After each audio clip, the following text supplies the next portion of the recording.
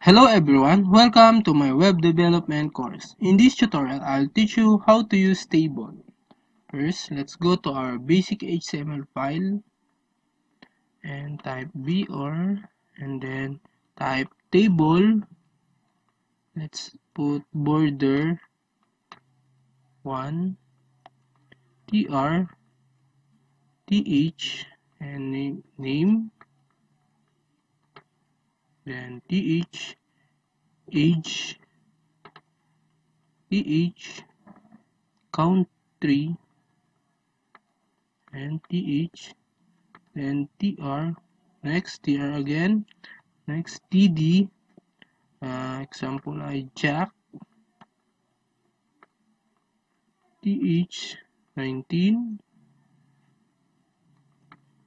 th Singapore, and last tr, next table, close tag table, then save it. Refresh your browser and it's working. If you want add another table, just create again here and type tr td Emma, then th 30 39, th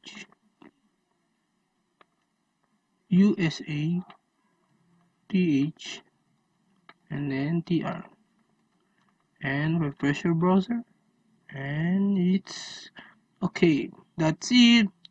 See you guys in my next lesson. Thank you.